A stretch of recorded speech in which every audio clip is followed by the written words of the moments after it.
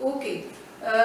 In the last lecture, we discussed electric flux through a surface enclosing a charge.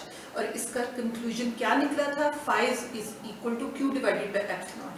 और ये हमें क्या बताता है कि phi electric flux does not depend upon the shape of the material, जिसके अंदर भी आप उसको find out कर रहे हो उसके ऊपर डिपेंड नहीं करता, ज्योमेट्री पे डिपेंड नहीं करता, कोई भी शेप होगी कुछ भी होगा इससे हमें नहीं फर्क पड़ता। ये जैसे आप देख सकते हैं आपकी बुक में, एफएससी की बुक में भी शेप बिल्कुल आम की शक्ल की दी हुई है, ऐसे करके बनाएंगे, ऐसे बेशक इसको ऐसे बना दो, जैसे मर्जी बना दें। Flux because phi is equal to Q divided by epsilon, it depends upon medium, ये हमें मीडियम बताता है, ये मीडियम पे डिपेंड करता है और चार्ज इनक्लोज पे डिपेंड करता है। Okay girls, the next article is Gauss's law. Gauss's law क्या है? गॉसेस लॉ कहता है, अभी आप देखेंगे बहुत इससे हमारी चीजें आसान हो जाती हैं if you want to find the electric field intensity. Gauss's law ये मैंने बिल्कुल प्रिसाइसली इसके ऊपर बताया है कि अगर आपके पास बजाय एक चार्ज के 1 2 3 4 अप टू 10 चार्जेस हैं, Q1 Q2 up to 10 charges, obviously flux due to Q1 will be phi1 and flux due to Q2 will be phi2 and flux due to Q3 will be phi3 up to so on।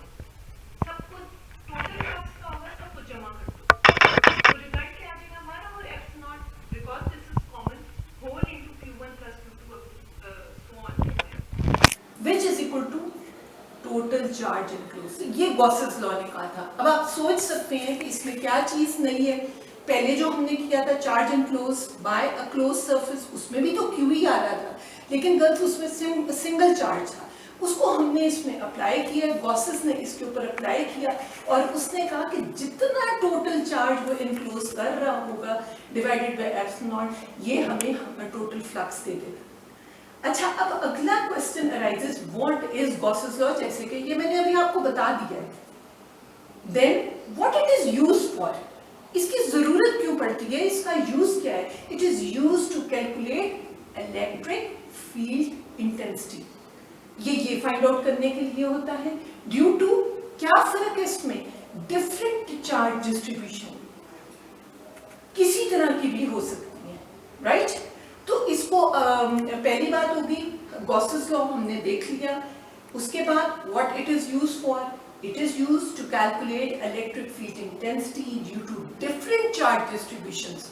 अभी आप देखेंगे applications में कि कितनी किस्म की charge distributions हो सकती हैं। अगला, how do we evaluate it, इसको इस्तेमाल कैसे करते हैं, यानी गॉसेस लॉ की मदद से how we are able to find electric field intensity. Girls, इसके कुछ स्टेप्स हैं जो कि आपने याद रखने। Okay students, you can see number 1, if we want to find electric field intensity, I want to find electric field intensity at any point P, ये वाला पॉइंट P है, ये देखो मैंने रेड से शो की है, और इस पे I want to find the electric field intensity and this small one is a positive charge Q, इसकी वजह से मैं इस पर फाइंड आउट करना चाह रही हूँ, जो कि है at a distance R, right? तो हम करेंगे क्या, गॉसेस ने क्या कहा, उसने कहा इमेजिन अ क्लोज सरफेस, यानी close surface is must, close surface passing through a point P, ऐसी क्लोज सरफेस आपने कंसिडर करनी है जो कि इसमें से पास हो रही होगी, इस चार्ट में से पास हो रही होगी, इस पॉइंट में से पास हो रही होगी, ऐसी क्लोज। अच्छा, और भी तो इसकी कुछ क्वालिटीज होंगी क्लोज सरफेस की।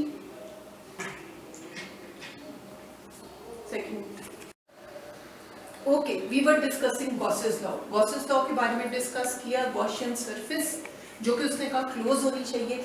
अब next question is what is Gaussian surface, इसकी क्या क्वालिटीज होनी चाहिए, क्या प्रॉपर्टीज होनी चाहिए, क्या इसमें खास बात होनी चाहिए कि that is a Gaussian surface. Gauss's ने कहा कि close surface consider it is a close surface, like वो स्फीयर हो सकती है, वो सिलिंड्रिकल शेप की हो सकती है, और वो रेक्टेंगुलर हो सकती है।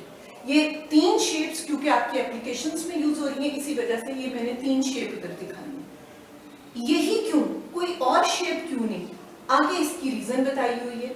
such that क्योंकि इनके ऊपर E at every point is symmetrical, यानी यहाँ पे E की वैल्यू देख लो, इधर देख लो, इधर देख लो, इधर देख लो, सब जगह E की वैल्यू सेम होगी. And theta, what is theta? It is the angle between E and A. It is also symmetrical. यानी थीटा की वैल्यू भी सेम होगी. अच्छा girls, let's move toward the first application of Gauss's law. First application में Gauss's law ने हमें कहा कि ये बिल्कुल जो आपके पास इसकी हेडिंग आ जाती है, इट इज इंटेंसिटी.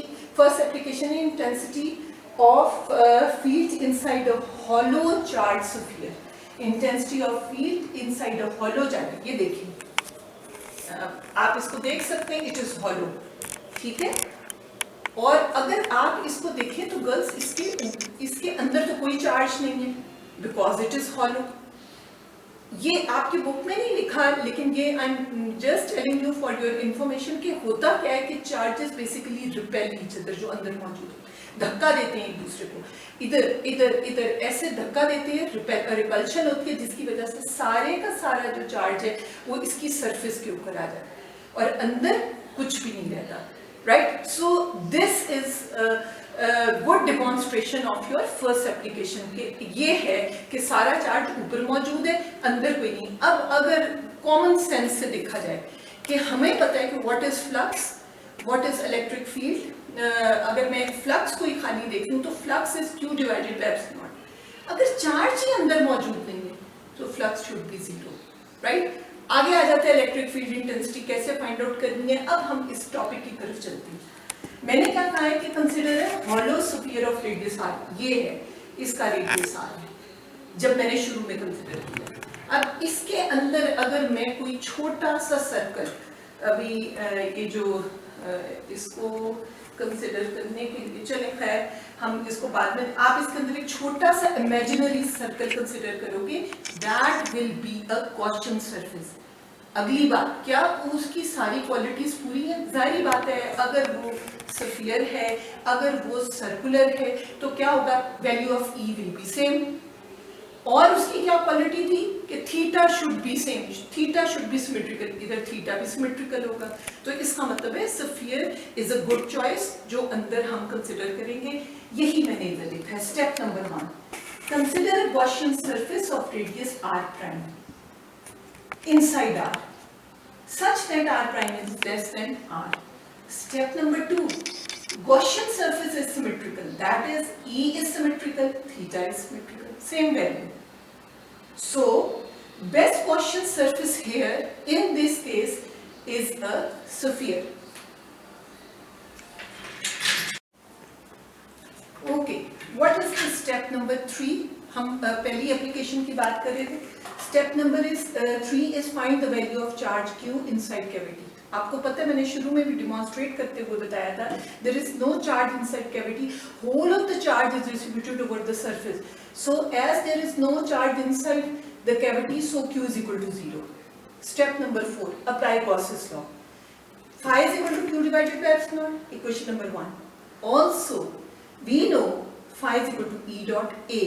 अभी देख लें, वेक्टर का मैंने एरो डाला हुआ, इसको मैं ऐसे कर दूं ताकि पता चले कि these are vector points. This is arrow. Arrow कैसे खत्म हुआ है? डॉट प्रोडक्ट को खत्म करने के बाद cos थीटा आ गया. थीटा इज सिमेट्रिकल, यानी E and A are parallel. Parallel होने से क्या होगा, थीटा 0 होगा. आंसर क्या आ जाएगा, EA. EA ये पीछे नीचे line. Okay, equating equation number 1 and 2, this is your equation number 2.